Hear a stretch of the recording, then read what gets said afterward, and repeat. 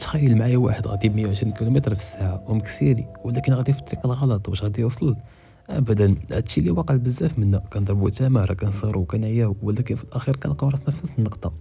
النجاح ماشي هو الخدمه بزاف، النجاح هو السيستيم. اليوم ما جيتش نعطيك الطاقه الايجابيه ونكذب عليك، جيت نعطيك الحقيقه اللي كتوجع، الحقيقه اللي خبات عليك المدرسه والمجتمع وحتى هذوك اللي نجحوا بغاوك توصل لتحت. حيت يقدر يكون هذا الفيديو هو الغلطه اللي غتغير لك حياتك. بزاف كيعلقوا الفشل ديالهم في الشماعة الزهر، فلان ولد فلان عنده الزهر، هذيك لقات اللي يدفعها. سمعني مزيان، الزهر كاين، ولكن الزهر كيتلاقى غير مع الناس اللي موجودين.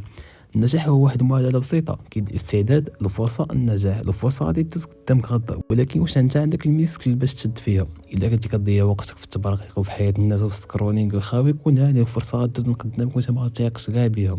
الحماس او الموتيفاسيون هو اكبر كذبه. الحماس هو هذيك القرص اللي كتحس به دابا وانت كتفرج فيا، ولكن غدا مع 8 الصباح فاش غتفيق ويكون البرد، هاد الحماس غادي يتبخر. اللي كيوصل هو اللي كيدير حاجه واخا ما عندوش النفس يديرها. الانضباط هو فاش كتقول لراسك لا القهوه مع الدراري، او الخدمه على البروجي ديالي. النجاح هو واحد الروتين ممل كيتعاود كل نهار. الا كنتي باغي داكشن والاضواء من النهار الاول راك غالط في العنوان.